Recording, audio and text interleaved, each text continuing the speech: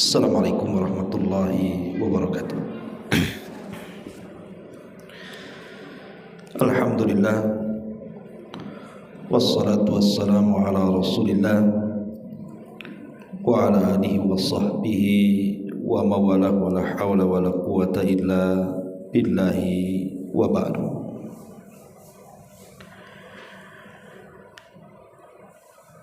Alhamdulillah, di pagi menjelang siang ini kita bisa duduk kembali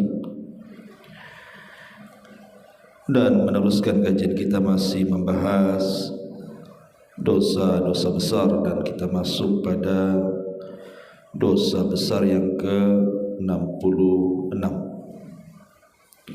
mengebiri atau membuat cacat serta menyiksa budak secara zalim dan aniaya.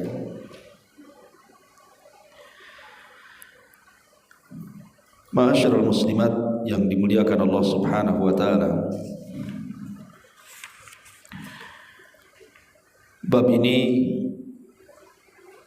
bercerita kepada kita tentang hak-hak dalam Islam yang berkenaan dengan dunia perbudakan.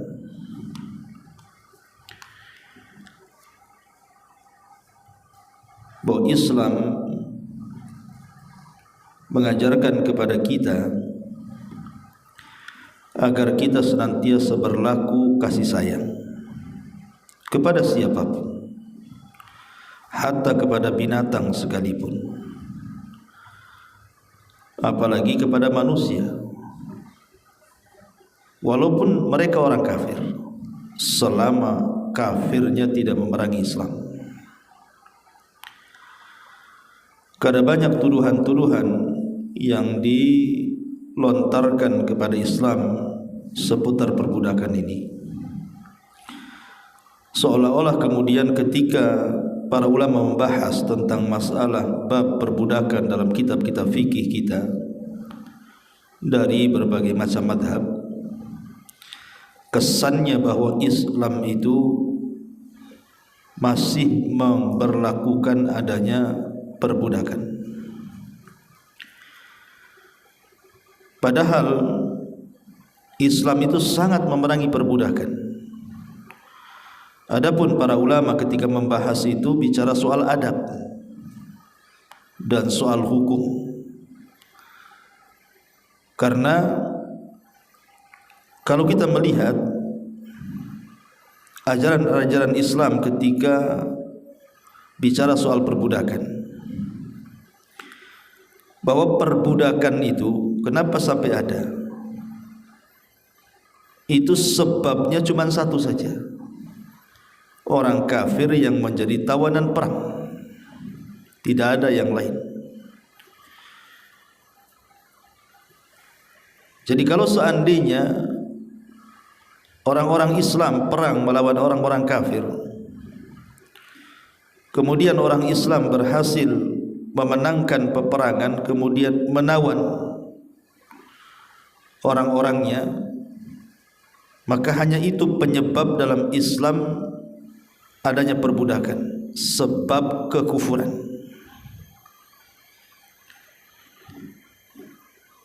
Apalagi kalau kita melihat ajaran-ajaran Islam seputar perbudakan itu, kita dilarang untuk bersikap kasar pada mereka, para budak itu. Bahkan sebaliknya kita diperintahkan untuk berbuat baik. Bahkan bukan hanya itu saja, Islam mengangkat derajat perbudakan. Kemudian juga anjuran membebaskan perbudakan, bahkan dijadikan tebusan kafarah seorang muslim apabila melakukan pelanggaran. Salah satunya adalah memerdekakan budak, kan itu. Bahkan budak sendiri dilonggarkan dalam Islam. Boleh dia membebaskan dirinya dengan membayar, atau disebut dengan mukatab namanya.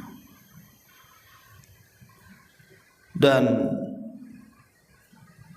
kita juga diperintahkan kalau ada budak yang hendak memerdekakan dirinya, maka kita disuruh untuk membantunya supaya dia merdeka. Jadi dari sini semua tidak benar kalau seandainya Islam itu agama yang menganjurkan adanya perbudakan. Bahkan perbudakan itu sudah ada sebelum Islam, bahkan lebih jahat lagi. Tapi kemudian disematkan ke dalam Islam kejahatan perbudakan itu seolah-olah Islam yang mengajarkan seperti itu. Tidak, Islam ini datang memperbaiki, bukan merusak. Nah, salah satunya di sini termasuk dosa besar adalah mengebiri, membuat cacat serta menyiksa budak secara zalim ataupun aniaya. Di sini mu'allif rahimahullahu taala Al-Imam Al-Zahabi membawakan beberapa dalil, di antaranya surah An-Nisa ayat 119. Allah Subhanahu wa taala berfirman, "Wala udillannahum wala umanniyannahum wala amurannahum fala yubattikunna adhanal an'am wala amurannahum falyughayyirunna khalqallah wa may yattakhidhish syaitana waliyan min dunillahi faqad khasira khusranan mubina." Allah Subhanahu wa taala berfirman, dan pasti akan kusesatkan mereka. Perkataan siapa di sini? Perkataan syaitan. Jadi iblis mengatakan, dan pasti akan kusesatkan mereka anak-anak Adam itu, dan akan kubangkitkan angan-angan kosong pada mereka, dan akan aku suruh mereka memotong telinga-telinga binatang ternak mereka, lalu mereka benar-benar memotongnya. Dan aku akan suruh mereka mengubah ciptaan Allah, lalu mereka benar-benar mengubahnya. Maka barang siapa yang menjadikan setan sebagai pelindung selain daripada Allah, maka sungguh dia telah menderita dengan kerugian yang nyata. Ma'asyiral muslimat yang dimuliakan Allah Subhanahu wa taala, di sini syaitan bersumpah kepada Allah Subhanahu wa taala. Dan kita tahu bahwa iblis atau syaitan adalah musuh kita yang paling nyata. Sejak hasadnya iblis kepada Adam alaihi salatu wassalam, kemudian membangkang dan tidak mau melaksanakan perintah Allah, akhirnya Allah laknat dia. Sejak itu pula kemudian dia bersumpah untuk menjadi musuh abadi anak Adam dan seluruh keturunannya. Salah satu sumpahnya adalah wala udhillannahum, pasti aku akan sesatkan mereka. Jadi iblis akan berusaha menyesatkan kita, Bu. Pertama, dibuatnya kita melakukan kesyirikan. Ketika tidak bisa melakukan kesyirikan, disuruhnya kita menyimpang dari sunnah Nabi SAW, jatuh kepada bid'ah. Ketika kemudian tidak bisa juga, kita didorong untuk melakukan dosa besar. Kalau tidak bisa juga, kita didorong untuk melakukan dosa kecil.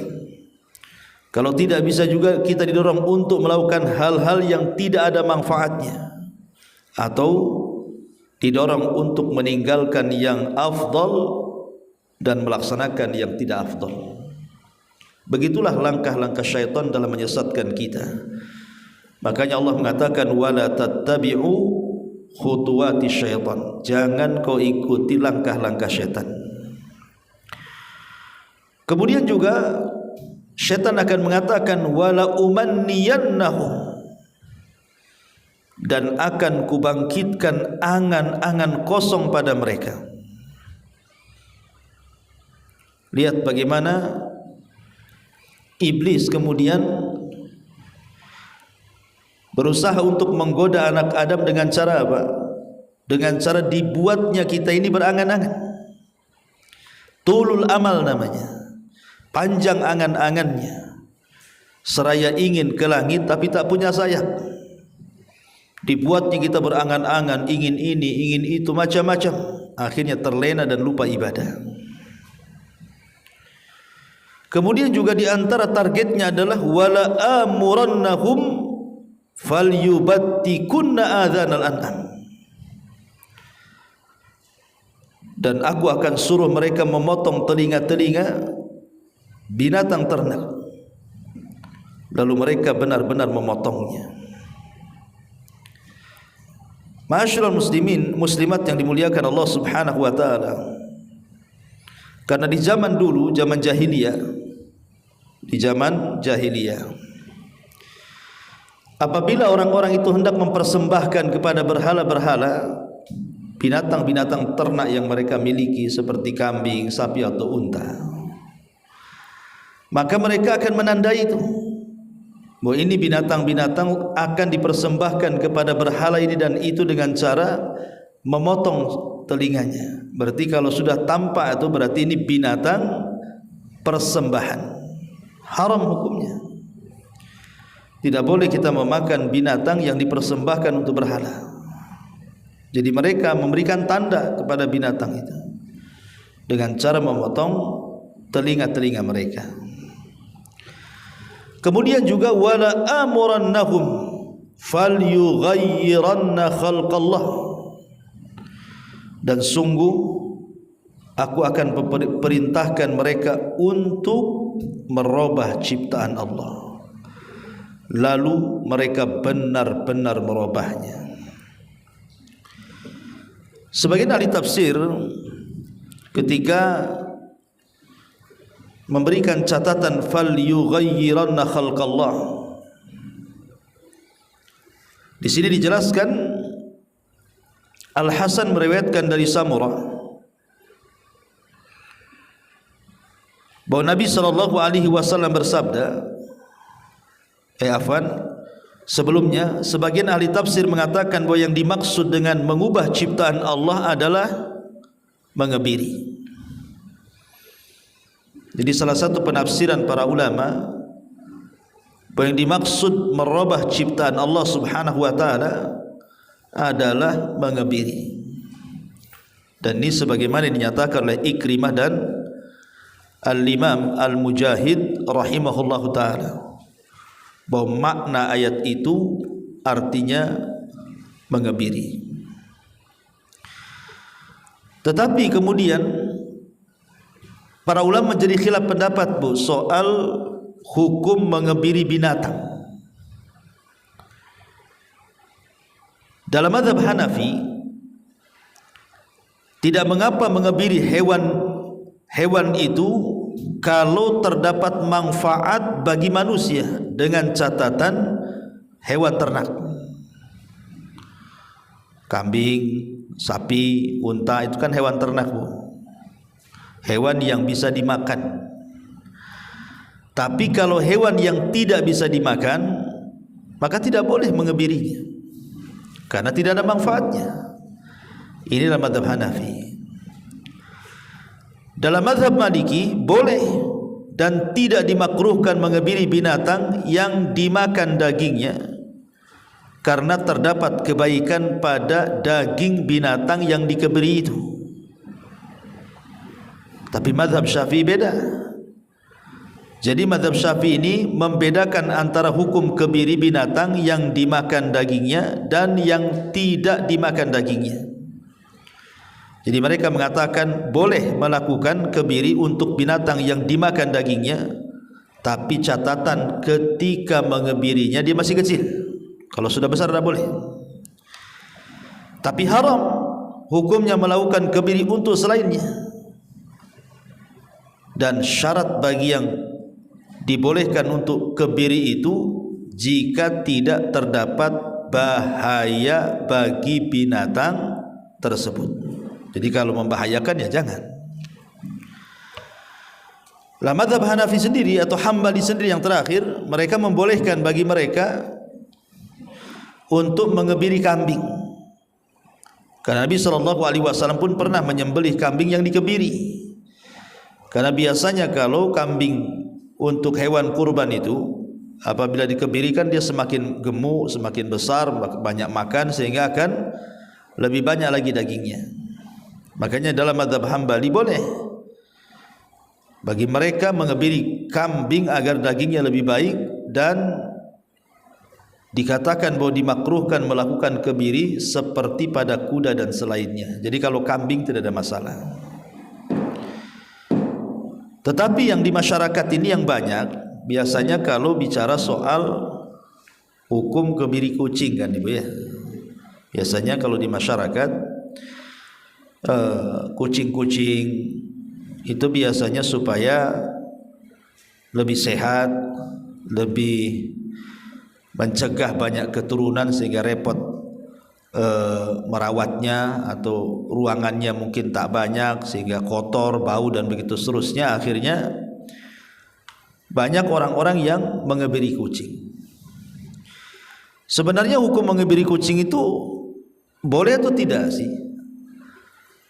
Maka para ulama ketika ditanya soal ini, mereka menjawab fi ihsa'is Sinawwari innahu la ba'sa bihi idza kana fihi manfa'atun aw daf'u dhararihi. Ulama mengatakan dalam hal kebiri kucing ini tidaklah mengapa jika ada manfaat atau dengan tujuan menghindarkan bahaya dari kucing itu. Dan ini juga senada dengan yang difatwakan oleh Lajnah Ad-Daimah. Jadi intinya boleh ya, ibu mengkebiri kucing ada masalah, tetapi catatannya dua Bu ya. Pertama, ada manfaat tidak? Kalau tidak ada manfaatnya jangan Bu. Karena bagaimanapun kucing itu juga sama dengan binatang-binatang yang lainnya, sama dengan kita manusia juga punya hasrat dan ingin berkembang biak kan Bu, supaya jangan punah keturunannya. Yang kedua, tidak memadaratkan. Habis dikediri mati dia akhirnya. Enggak boleh kan? Tadinya sehat-sehat, kemudian ibu kebiri kucingnya, akhirnya sakit-sakit, itu kan datangkan madarat namanya. Jadi kalau ada maslahatnya dan tidak ada madaratnya atau menghilangkan madaratnya, tidak ada masalah. Ya seperti tadi contohnya. Umpamanya ibu melihara kucing terlalu banyak gitu ya, sudah ada 5 atau 6 atau bahkan 20. Nah, itu udah jadi ibu kucing tuh 20 tuh Bu. Ya, jadi mungkin repot kan gitu ya. Dan nanti kalau sudah kerepotan malah ibu lebih memperhatikan kucing dibandingkan badan ibu sendiri kan. Kucing udah mandi, ibu belum mandi kan, itu kan masalah jadinya Bu ya. Nah, jadi kalau seandainya kemudian merepotkan karena terlampau banyak kan gitu ya, maka ibu boleh mengebiri. Dan saya anjurkan tidak usah banyak-banyak lah melihara kucing itu, kasih tetangganya atau lepaskan aja. Karena memang kucing itu kan memang instingnya bisa nyari makan di luar kan. Sayang Ustadz Persia kan itu ya. Ya kasih orang lah kan itu. Jadi intinya bahwa boleh saja mengebiri kucing dengan catatan tidak mendatangkan madarat bagi si kucing. Yang kedua, ada manfaatnya. Ya tadi manfaatnya tidak merepotkan, tidak buat kotor, tidak buat bising, dan kita lebih fokus lagi untuk beribadah kepada Allah Azza wa Jal. Ya melihara kucing itu kan mungkin untuk teman kesepian, ataupun mungkin ibu punya anak biar ada mainan dan begitu seterusnya, itu kan manfaat namanya Bu ya. Wallahu a'lam. Tapi bab yang kita bahas di sini artinya mengebiri manusia. Mengebiri manusia, mengebiri budak-budak. Karena kalau saya baca di beberapa kisah-kisah orang-orang dulu, terutama kerajaan-kerajaan Cina kan, itu apabila ada para pekerja istana, itu mereka mengebiri itu para pekerja istana itu supaya tidak ada hasrat dengan wanita-wanita yang sama-sama bekerja di istana, sehingga tidak banyak melakukan pelanggaran atau makin semangat dalam mengabdikan dirinya ketika bekerja di istana dengan cara dibuat kasim, dijadikan dia kasim. Istilah kasim itu laki-laki yang dikebiri, nggak punya syahwat gitu ya. Maka ini tidak boleh ya, dalam Islam tidak boleh, karena itu masuk pada falyughayyiranna khalqallah, dia sudah merubah-rubah ciptaan Allah Subhanahu wa taala. Dan Allah katakan, wa man yattakhidhish syaitana waliyan min dunillahi faqad khasira khusrana mubina. Maka barang siapa yang menjadikan setan sebagai pelindung selain daripada Allah, maka sungguh dia akan menderita kerugian yang nyata. Jadi ada ancaman, dia akan rugi. Tak boleh seseorang itu merubah ciptaan Allah Subhanahu wa taala. Dan merubah ciptaan Allah ini kan banyak, Bu, seperti namanya ibu mencukur halis. Ibu mencukur halis, kan ada orang yang mencukur halis, Bu, kadang-kadang dilaser halisnya, dihilangkan, kemudian dikasih spidol kan. Spidol ya, Bu, ya. Tapi spidol yang nggak bisa dihapus. Kalau bisa dihapus kena hujan habis lah kan. Itu artinya di sini itu juga termasuk merubah ciptaan Allah tuh. Nggak boleh kan itu ya. Ataupun namanya mengikir gigi. Giginya sudah bagus kan itu. Lain kalau giginya itu tidak bagus, beda dengan gigi orang. Dan secara tabiat gigi nggak seperti itu. Mungkin terlalu jarang. Kalau makan itu asik keluar nasi dari sela-sela giginya, banyak kan, Bu. Maka nggak apa-apa merapatkan, ya, mengikir gitu ya, kalau memang bentuknya berbeda dengan orang lain. Tapi kalau giginya sudah bagus, ngapain pula coba dikikir-kikir, dibehel-behel, itu ngapain? Ya, jadi itu masuk pada falyughayyiranna khalqallah, nanti takutnya dia telah merubah ciptaan-ciptaan Allah Subhanahu wa taala, seperti menyambung rambut. Itu enggak boleh. Makanya perkara-perkara seperti ini dilaknat dalam Islam. Ya, menyambung rambut, menyambung halis gitu ya. Itu ada nasnya dilaknat. Lah salah satunya adalah juga merubah ciptaan Allah ada dengan cara mengebiri. Maaf, seperti menghilangkan buah zakarnya sehingga dia tidak punya syahwat lagi. Ini kan kasihan jadinya kan kalau seperti itu. Kemudian di sini Al Hasan Al Basri rahimahullahu taala meriwayatkan dari Samurah radhiyallahu an, wa Nabi sallallahu alaihi wasallam bersabda, man qatala abdahu qatalna wa man jada abdahu jada'na. Barang siapa yang membunuh budaknya, maka kami akan membunuhnya. Dan barang siapa yang membuat cacat budaknya, maka kami akan membuatnya cacat. Kemudian dalam riwayat yang lain, man ahsa abdahu ahsaina. Barang siapa yang mengebiri budaknya, maka kami akan mengebirinya. Dan Al-Hakim mensahihkan satu hadis di dalamnya masalah hukuman dengan redaksi man matsala bi abdihi fahuwa hur. Barang siapa yang membuat budaknya cacat, maka budaknya menjadi merdeka. Tapi hadis ini lemah, ya, tidak sahih.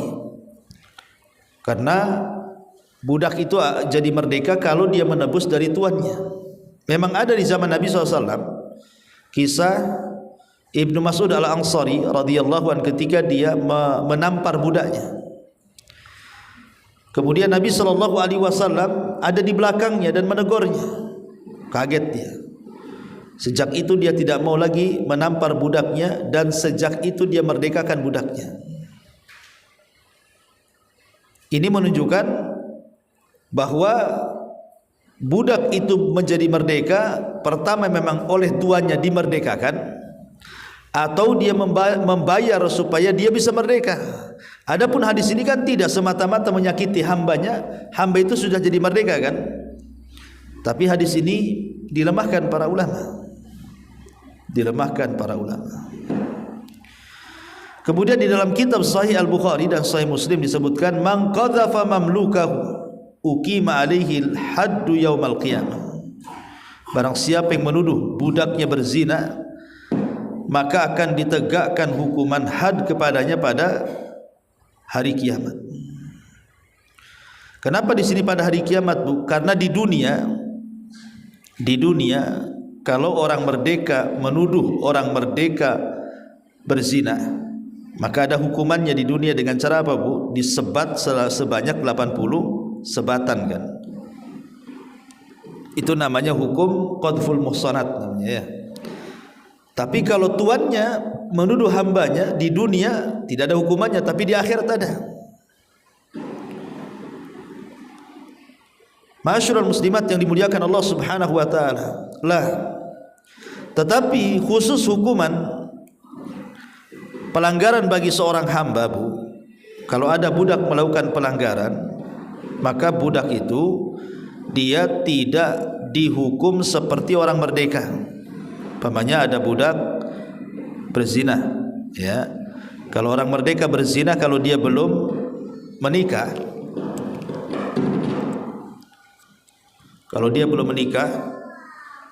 maka kan diasingkan setahun atau dicambuk 100 kali kan, Bu.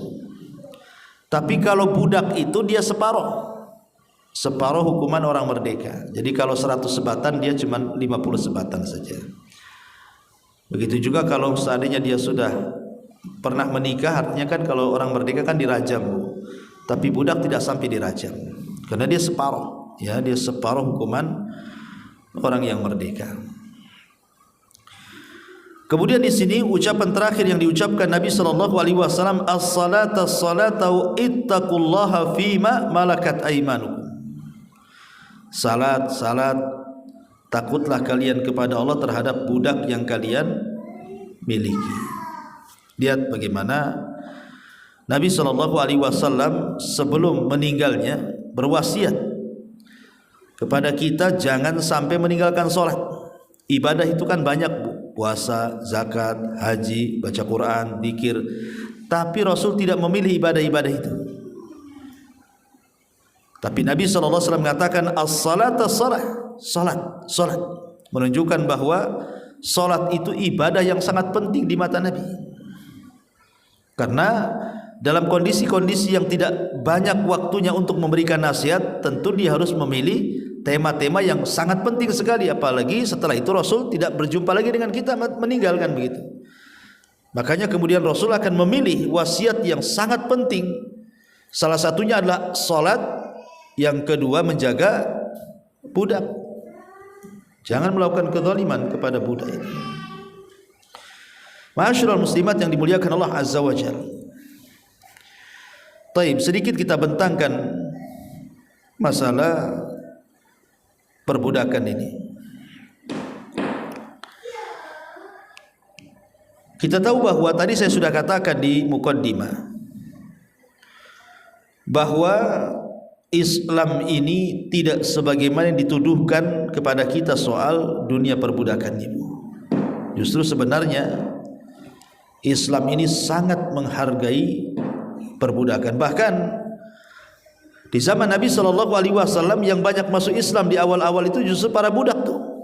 Seperti siapa? Bilal ibn Rabah, Khobab ibn Arad, Ammar ibn Yasir, Zunairah, Abdullah ibn siapa itu, pokoknya rata-rata budak kan. Rata-rata budak orang-orang yang awal-awal masuk Islam itu. Dan juga di dalam Islam sendiri terkenal bagaimana kemuliaan Bilal bin Rabah, muadzinul Islam, orang yang ditunjuk oleh Nabi SAW untuk mengumandangkan pertama kali, sehingga dia disebut muadzin, Bilal bin Rabah. Bahkan Nabi SAW pernah masuk ke dalam surga, kemudian mendengar suara terompah kan. Ketika ditanya itu suara terompah siapa, maka Jibril mengatakan itu suara terompahnya Bilal. Nah, menunjukkan kan kemuliaan gitu ya. Tidak mesti budak itu hina, bahkan para perawi hadis itu banyak budak-budak tuh. Pertama, kita harus memahami bahwa kita diperintahkan Nabi SAW untuk berbuat baik terhadap budak dan celaan jika melakukan sebaliknya. Di dalam hadis Nabi SAW mengatakan ittaqullaha fima malakat aymanukum. Bertakwalah kalian kepada Allah dan perhatikanlah hak-hak budak-budak kalian. Lihat bagaimana Nabi SAW merintahkan kita untuk memperhatikan hak-hak budak. Seperti apa? Seperti makanannya, minumannya, pakaiannya, tempat tinggalnya, obat-obatannya. Itu tidak boleh kemudian kita sepelekan tuh. Makanya Nabi SAW mengatakan lil mamluk ta'amuhu wa kiswatuhu wala yukallafu minal amali ma la yutik. Budak ini memiliki hak, baik dia makannya dia ataupun pakaiannya, dan tidak boleh dibebani budak itu dengan pekerjaan di luar kemampuannya. Tidak boleh. Tidak boleh kita mempekerjakan budak itu di luar kemampuannya, karena kesannya dulu kalau jadi budak itu seperti seolah-olah jadi romusa kan gitu Bu. Tidak, itu perbudakan orang Eropa yang kayak gitu tuh. Kalau perbudakan umat Islam gak kayak gitu. Islam akan dianjurkan untuk berbuat baik ya. Kemudian yang kedua, Islam ini mengangkat derajat budak. Di dalam hadis Nabi SAW, Rasul mengatakan inna ikhwanakum.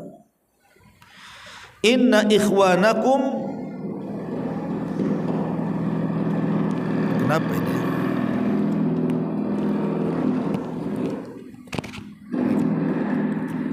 Tes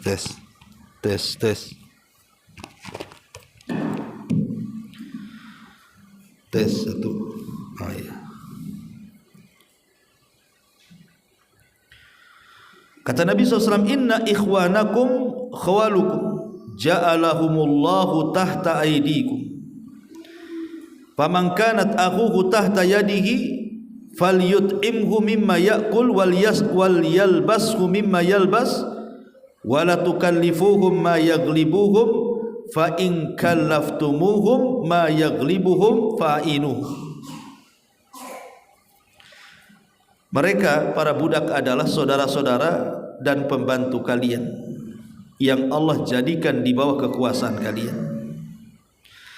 Maka barang siapa yang memiliki saudara yang ada di bawah kekuasaannya, maksudnya para budak, hendaklah dia memberikan kepada saudaranya makanan seperti yang kalian makan, minuman seperti yang kalian minum, pakaian seperti yang kalian pakai, dan janganlah kalian membebankan apa yang mereka tidak sanggup melakukannya. Jika mereka tidak sanggup melakukannya, maka bantulah mereka. Lihat, jadi Islam itu mengangkat derajat. Kita tidak boleh kemudian menindak semena-mena, kita disuruh kerja sampai kecapean, tidak boleh. Tetap kita bantu mereka. Ini maknanya Islam mengangkat derajat, bahwa mereka bagian daripada keluarga, cuman statusnya dia budak. Statusnya dia budak. Lihat Zaid ibn Harithah. Zaid ibn Harithah itu kan budak juga Bu, anak angkat Nabi SAW itu. Kemudian dimerdekakan, akhirnya jadi anak angkat Nabi. Dan lihat keturunannya menjadi pemimpin perang, Usamah bin Zaid itu. Ataupun di zaman Umar bin Khattab ada namanya Abdurrahman ibn Abzah. Dia mantan budak, kemudian jadi wakil gubernur Mekah. Ketika Umar bertanya, siapa wakilmu kepada gubernur Mekah itu? Abdurrahman ibn Abzah, kata gubernur Mekah itu. Siapa Abdurrahman ibn Abzah itu? Oh, dulunya hamba aku merdekakan. Lah kenapa kamu jadikan wakil? Bukankah masih banyak orang merdeka? Kata gubernur Mekah ini, karena dia alim dengan Quran, wahai Umar. Oh begitu. Sadaqa Rasulullah sallallahu alaihi wasallam, innallaha yarfa'u bihadzal kitaba aqwaman. Sungguh benar ucapan Rasul, terkadang Allah angkat sebagian orang itu dengan Quran. Jadi Islam itu sangat menghargai dan mengangkat derajat perbudakan. Yang ketiga, pahala besar yang diberikan kepada seorang budak. Kapan itu? Disebutkan dalam sebuah hadis, salasun atau salasatun yu'tauna ajrahum marrataini. Ada 3 kelompok Bu, akan diberikan pahalanya 2 kali lipat. Yang pertama, laki-laki ahli kitab yang beriman kepada nabinya, lalu berjumpa dengan Nabi SAW, kemudian dia beriman kepada beliau, mengikutinya, membenarkannya, maka dia mendapatkan 2 pahala. Yang kedua, seorang budak yang melaksanakan hak Allah dan hak tuannya, maka dia memperoleh 2 pahala juga. Dan yang ketiga, seorang laki-laki yang mempunyai budak wanita, lalu dia memberi makan, mendidik dan mempelajari, memberikan pelajaran yang baik, kemudian ia membebaskannya, kemudian menikahinya, maka ia memperoleh 2 pahala. Ya, seperti Rasul menikahi juga budak kan gitu ya, tapi setelah dimerdekakan. Karena dalam Islam tidak boleh menikahi budak tanpa merdeka. Orang merdeka tidak boleh menikah dengan budak, kecuali budak itu dimerdekakan. Ya, Nabi SAW menikah dengan mantan budak yang dimerdekakan kan. Kalau sudah merdeka ya sudah enggak budak lagi lah. Ma'asyiral muslimat yang dimuliakan Allah Subhanahu wa taala. Kemudian juga yang keempat, anjuran untuk membebaskan budak. Falak tahamal aqabah wa ma adraka mal aqabah fakku raqabah. Tetapi ia tidak menempuh jalan yang mendaki lagi sukar. Tahukah kamu apa jalan yang mendaki lagi sukar itu? Maka Allah mengatakan fakku raqabah, melepaskan budak dari perbudakan. Bahkan Utsman bin Affan setiap Jumat memerdekakan budak. Bahkan Abu Hurairah radhiyallahu an satu kali mengangkat suaranya di hadapan suara ibunya, merasa bersalah dia dimerdekakan budak. Begitu para sahabat. Ya, karena memang anjuran merdekakan budak itu memiliki pahala besar dalam Islam. Kemudian juga yang kelima, bahwa seorang budak boleh memerdekakan dirinya, dan kita selaku orang merdeka boleh membantu supaya dia merdeka. Ya, dan itu banyak budak-budak mukatab itu, seperti namanya Aisyah Ummul Mukminin radhiyallahu anha. Dia ikut memerdekakan seorang wanita. Seorang wanita dibantu dananya, dibantu gitu. Kau punya uang berapa, aku bantu supaya kau merdeka. Jadi itu ada anjuran seperti itu. Karena budak itu saya katakan tadi hanya ada 2 cara dia bisa merdeka. Pertama dimerdekakan tuannya, yang kedua menebus dirinya, yang disebut dengan abdun mukatab tadi. Ma'asyiral muslimin muslimat yang dimuliakan Allah Subhanahu wa taala, dan banyak jalan agar budak itu bisa menjadi merdeka. Taib.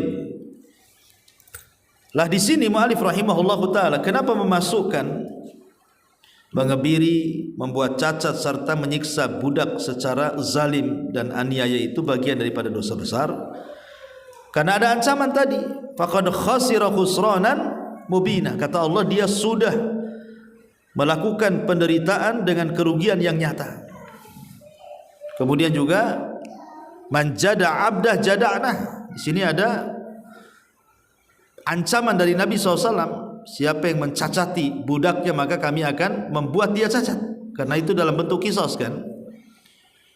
Dari sini menunjukkan namanya dosa besar itu kan sudah saya jelaskan definisinya, dosa yang ada ancamannya di dunia ataupun ancamannya di akhirat, maka dosa itu disebut dosa besar. Dan yang terakhir kata mu'alif di sini, naha Rasulullah sallallahu alaihi wasallam an ihsa'il khayli wal bahaim.